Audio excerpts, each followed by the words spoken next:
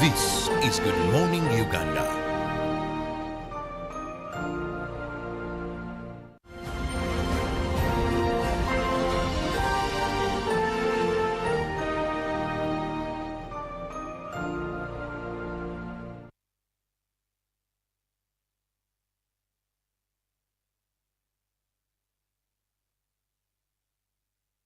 Cold weather indeed, some drizzles in other parts of Kampala. It is seriously raining. Here at UBC, well, you need an umbrella to make it here. But wherever you are and you're watching UBC TV, thank you so much for making us a TV of your choice. I'm Robert Chirabonyo, and this is Good Morning Uganda Agenda. Now, what we usually do here is we have a guest in our studios, and I have Ogwal Martin, as you can see on your screen, who happens to be the CEO of Mood Technologies. Now, that means we are going to be handling issues regarding technology. And to be more specific, we want to look at digital research or conducting research using digital tools.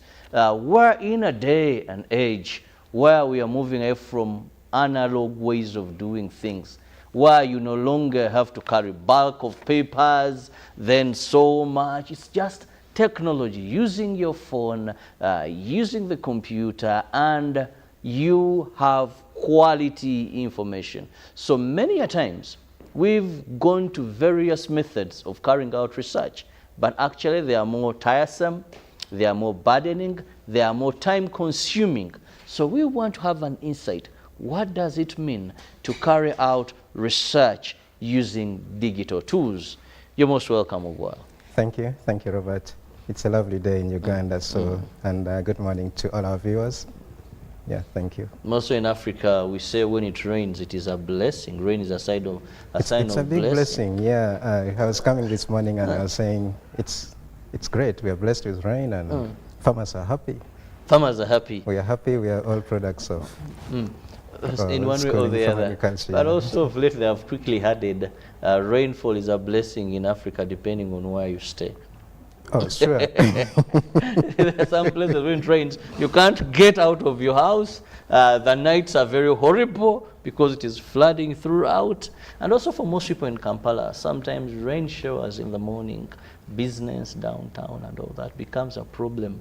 Yet if it didn't rain, customers are coming. Now they're held up everywhere. But we hope and pray that at the end of the day, it will have been a blessing to you. Now, Ogwal, when we talk about Mood Technologies, what is Mood Technologies all about? What do you do? What do you engage in? Robert, you talked about people handling things using papers. So we are a firm who are mainly handling things of moving people away from the analog way of doing things to a much better. You talked about, you gave some advantages already of digital technologies in research, which is speed, reduction of cost, and so on. So we move into this to make sure that organizations and our individuals, students who are doing research, actually cut down cost and actually improve on speed. That's where we come in to see that we move and provide latest technologies to everyone to enjoy. And why use all technologies, all things? Analog way, you go with papers and a lot of risks, which we can talk about still when we're here. Okay. Yeah. Now, after knowing what Mood Technology does, now let's also understand when we talk about conducting research using digital systems, what are some of the tools we are looking at? Because someone will say, I've still been going to the field with my papers, now it's hard, some may get wet, some may get lost, fine, but then I come back and insert this into the computer to get tables. So what is entailed in this entire thing? So to get to what digital research is all about, we can look at how we started recording our history. You find that we have stones that our great-grandparents were writing on to actually keep record. So you can imagine writing on a stone. Right now you're using papers. Writing on a stone would take a lot of time. And you can't write much anyway. And we moved into using different things up to a generation where we still have some people using papers to conduct a research. Then they go back to the offices or where they stay and retype this into the computer and then start analyzing it. So the digital means we shift away from all those use of papers and so on to using tablets and phones.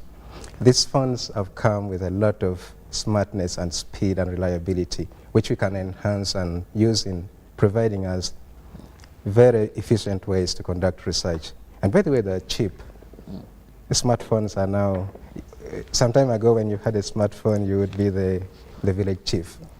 Right now, it's so normal that everybody has a smartphone. My aunt in the village has a smartphone here, so we can explore these capabilities to use for research, and mostly in conducting surveys and a lot of data collections we do using these latest technologies and providing instant results.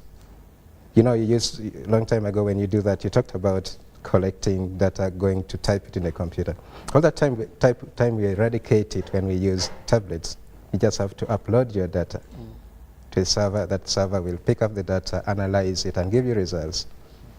And it has made life so easy. Yeah. Definitely, I can see how it would be even more quicker. Now, how long does it take for someone to plan if they are to carry out digital research? Because many organizations would want research that's time-saving, research that is more accurate, because in the digital world, there's more levels of accuracy. But also, how long can it take them? If I'm to carry out any form of research and I want to go digital, how long does it take me? You remind me of something that happened in 2016. A gentleman, okay, let me say, let me give a name like Marcus, called me and said, we have a research we want to digitize. And I said, no problem, so let's have a discussion and see how to move it forward. So when I went, I found he was worried. So I asked him, what is the problem? Where are we going to do the research? He said, okay, there was one of the countries in Southern Africa. And asked him, we have come to digitize the research, so why are you looking sad? He said, my team is going to the field tomorrow. We're in Uganda. The team is in one of the countries in Southern Africa. And I said, okay, can I look at what the questionnaire looks like? He gave me, it was about 27 pages. So I told him, we need about 3 days to have this digitized. He said, I do not have 3 days. My team has to go to the field tomorrow morning. So I told him, that is not practical. You could give us time, delay the team for maybe 2 days, and you have your data in time. He had a flight that evening. Of course, he wanted me to join him on the flight. I said, why would I take the flight when we're not going to do anything? So I left it out, and he went. He did his research. He used papers. So I thought all was done. Like 2 or 3 years later, he called me and said, I want to talk to you. So I said, fine, I have no problem. So he told me, I want to redo the research we went for last time. So I said, the one of 2016? He said, yes. And I asked him, what happened? But it was a total mess. We canceled everything. We spent a lot of money. I think they spent around almost $30,000. That is close to over 100 million Uganda shillings. Instead of giving us 2 days, because the requested was 3 days, including the day we were having the discussion. So he went and spent 2 years not getting anything. So that brings us into, you asked, how long does it take to do research using digital means? The first thing is the planning bit. I think my friend could have planned for quite a long time, and execution time was too short. But we normally advise that we distribute the planning time in that you design the tools we normally call the questionnaire itself, the tool. So you design the tool, that would take fairly longer time. If you have 2 months to do your work in data collection, that means you need maybe like, you could spend a minimum of 2 to 3 weeks preparing the questionnaire. Somebody said you should take a long time sharpening the axe when you're going to cut a tree than using a blunt axe to cut a tree, which would take a longer time. So I think he overspent time collecting blunt axes. So and by the time of execution, it was too short, and he was pressured by time. I would understand the time pressure which comes with research. So sometimes that is something we say that you need to balance it out. Do a good planning. When are we going to assemble a team in place? And when are we going to have this questionnaire digitized, put into tablets for data collection? So normally it takes maybe around 2 to 3 weeks for you to prepare a good questionnaire. You look through, revise it, and then hand over to experts like in mood technologies, where we can take about 3, at least if the questionnaire is long, it would be 3 to 4 days to have all the process digitized, servers prepared for you to receive the data. And then of course you have that bit of preparing the team and training people who are going to collect data. We also advise that you should take about 3 days in that training. The first day is to go through theories, what the research is all about, and so on. The second day is to put them hands-on, to use tablets or phones to actually collect the data. The third day is what we call a pre-test or pilot testing, taking this and having model kind of, if you're talking to households, you select households who are model households. And these people interview, we find where challenges are, where we need to improve in the tool, panobit it, and send the team to the field. So the length of time it takes to plan a research, it should be adjusted based on the timeline you have for the research. I was talking about 2 months of research.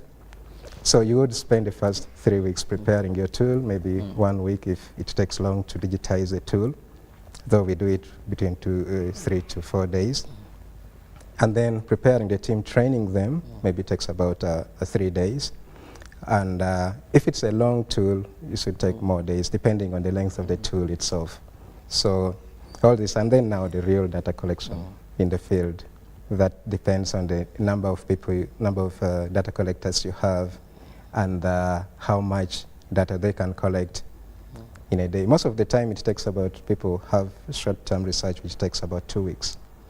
Yeah, so fairly that. Then it comes to the part of analyzing the data, which we can still talk more about. Okay. Yeah. Now, one thing that comes to my mind through your explanation, and as we talk about digital research, now we don't have 100% internet coverage. Yes. And national coverage, and we know that a number of research require people to do them in rural areas. Now, you talked so much about having a smartphone. Now, what happens, or is it digital research still possible in places without internet? How do you handle this? Someone wants to do in Kasoga Kuto deep, almost Uganda something border there. Someone wants in Nakapiripit deep there, and you have to get the facts, you have to do the research there. So what happens in such a situation?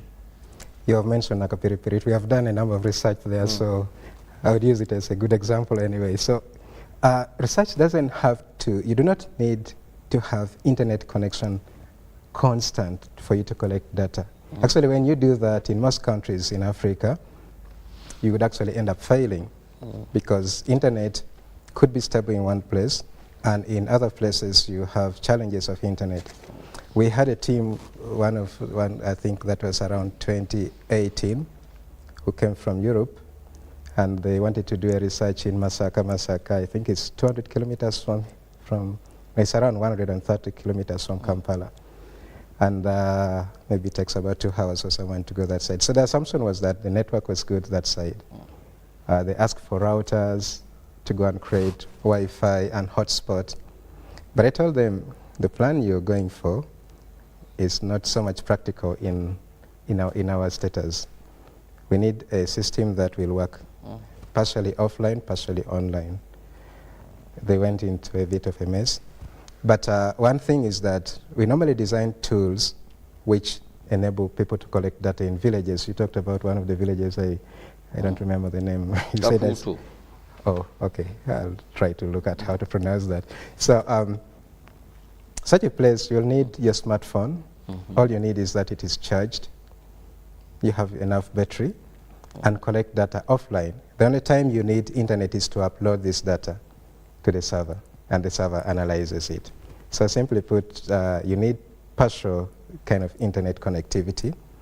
You need internet to upload data, but not to interview a farmer or a respondent, whoever you're interviewing. So it doesn't require constant internet connectivity. So your smartphone would be fine. You would be able to work in the villages. You'd be able to go to Nakapiripirit. You'd be able to go to Apache district, interview people. Then you look for network later, internet later to upload your data. Very interesting here as we get to understand how better, how fast, how more accurate we can conduct research, because we must accept there's so much that we need to do basing on research findings. And one great man said, he who has not researched has no right to speak. So sometimes the statistics we talk about, these are products of research. When you're discussing anything, when you go out for statistics, that means someone carried out a research into that and they were able to gather those facts that you're going to be using. Now, we are telling you that there is a better way of doing research, and this is what they call digital research. The methods, many times I see non-government organizations, I see even some parastatals, and they're still stuck to the other rudimentary way. But now also, how then do we handle this issue of extracting or obtaining data from people? That also is another tough element of research. And practically, many people don't want to do research. Just remember campus days, and you have to have dissertation, you have to have this research and all that.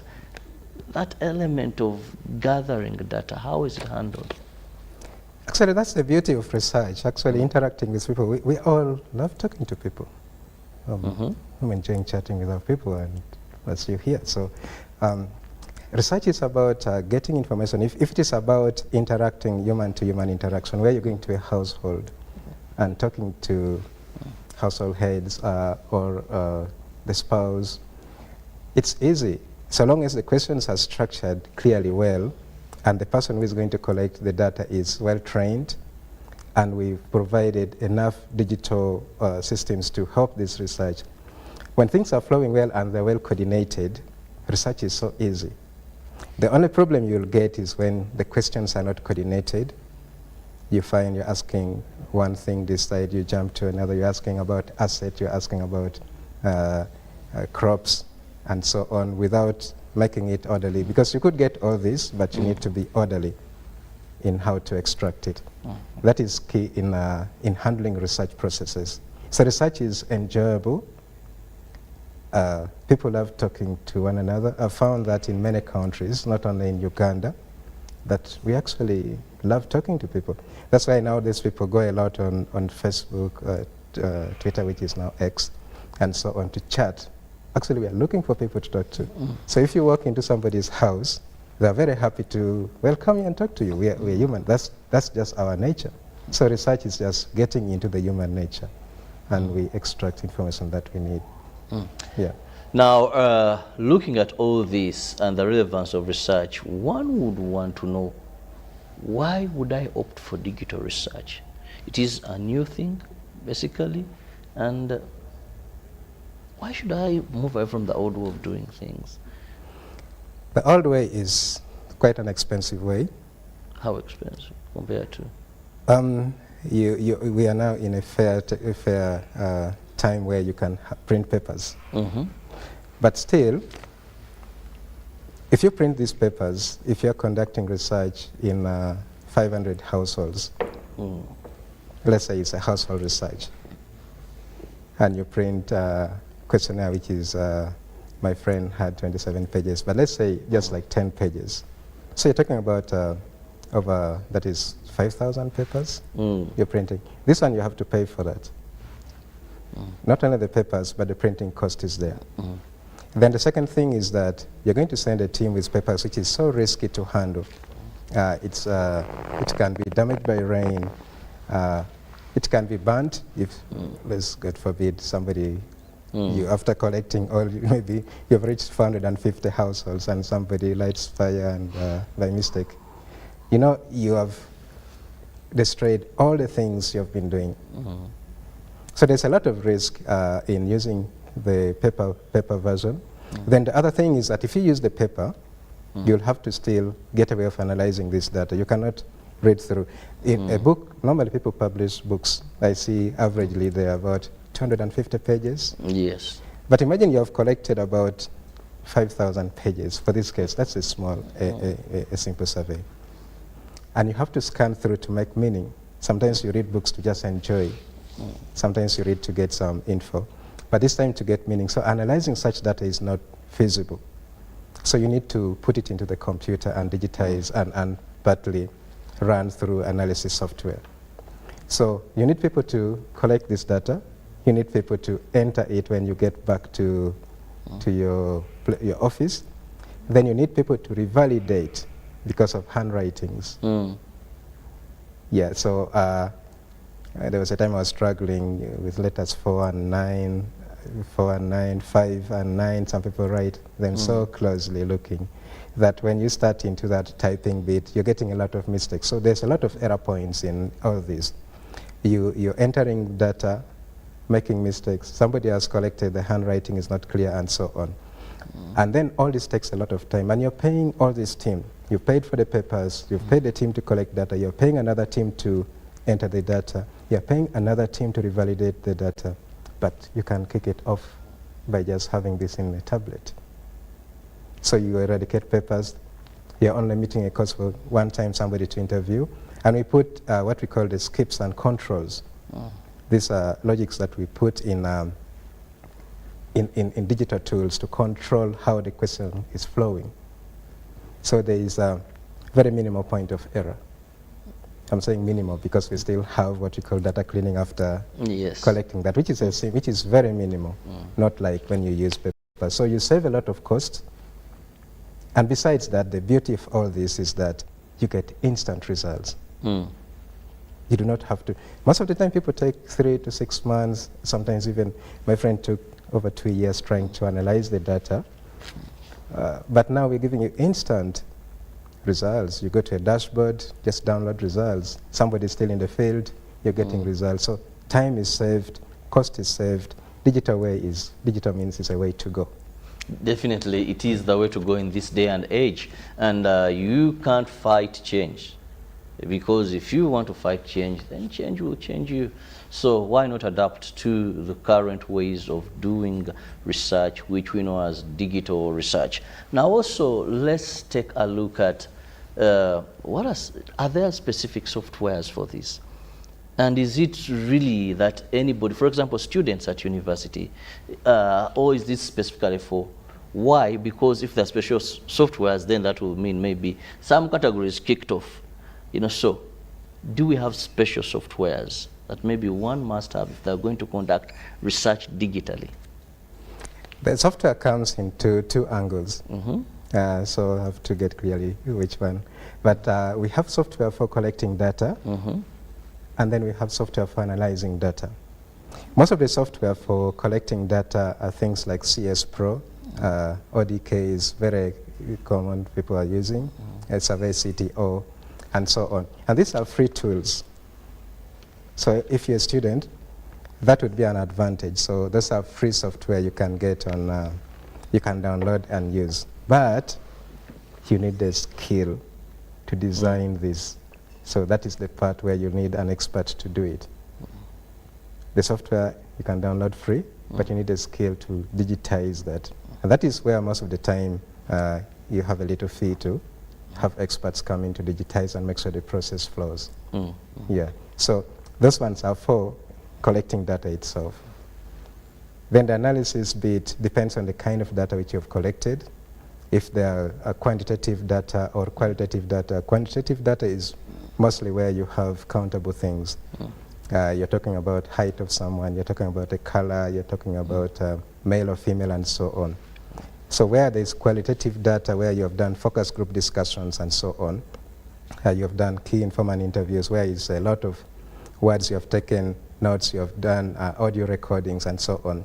That one also you need a different set of software. So for the quantitative data, there's some software like SPSS, Stata, GenStart. There are many of them. R is free, others are paid for. So those ones can help.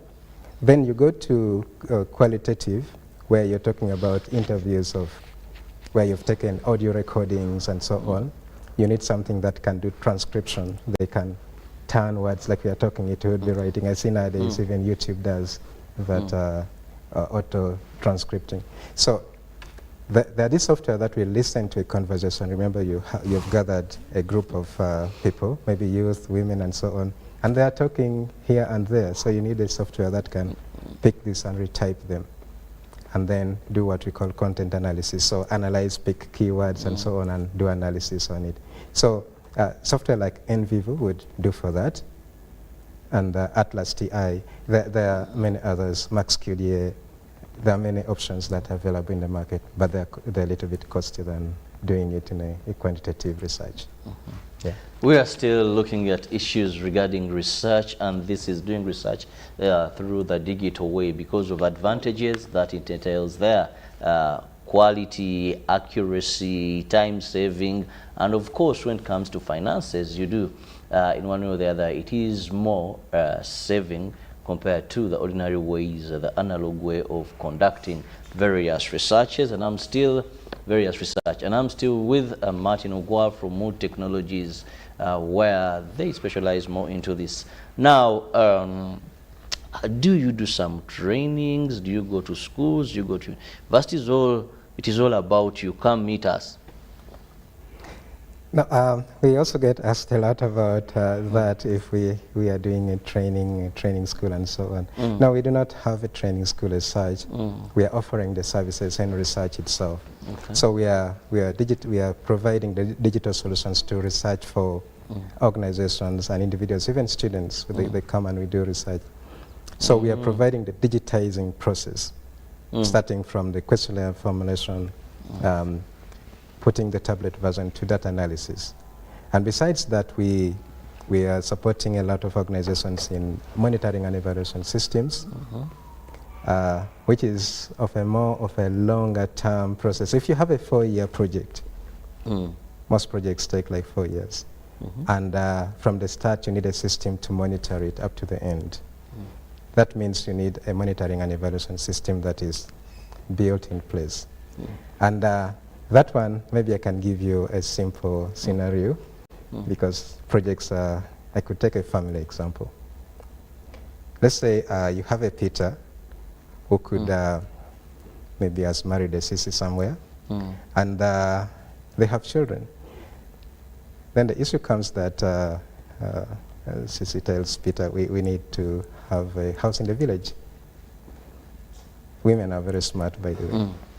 They're way better than us men, so they say he who finds a good wife finds a good thing. So, so if for this case, like Sissy would tell Peter that we need to have a place, then the question would be, why would we do so?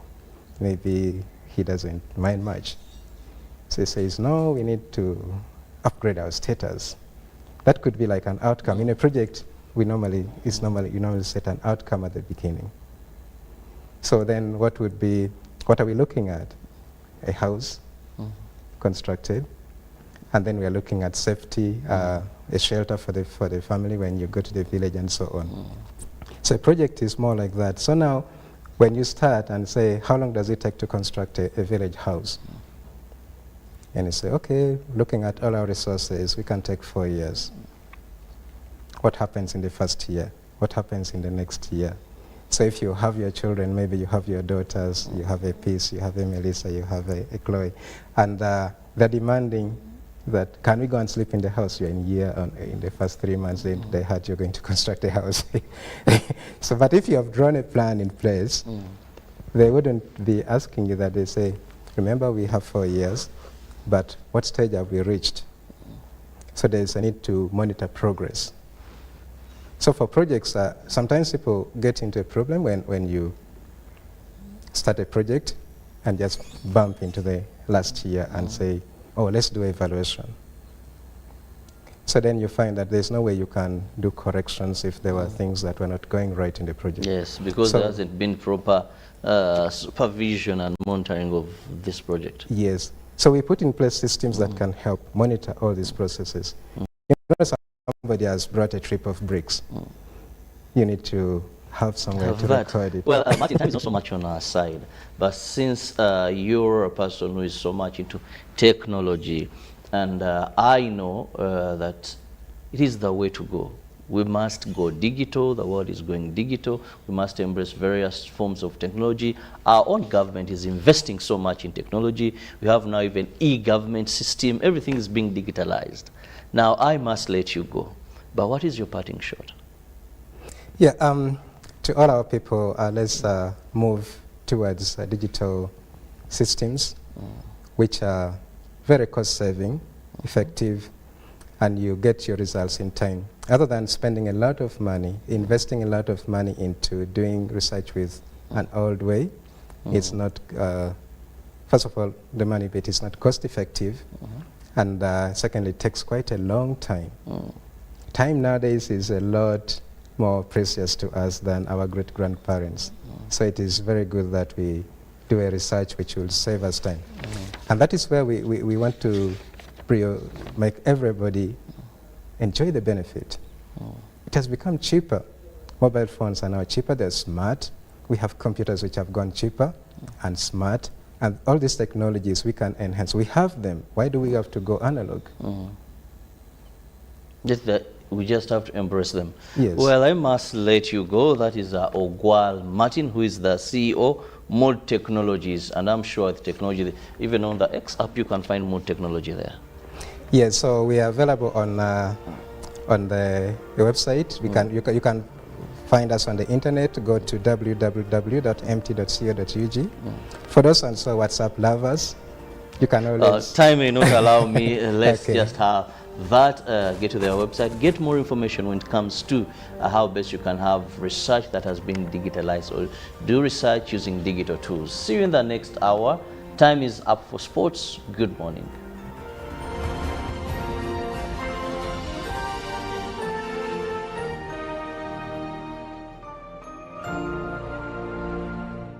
Live from UBC Studios in Kampala, this is Good Morning Uganda.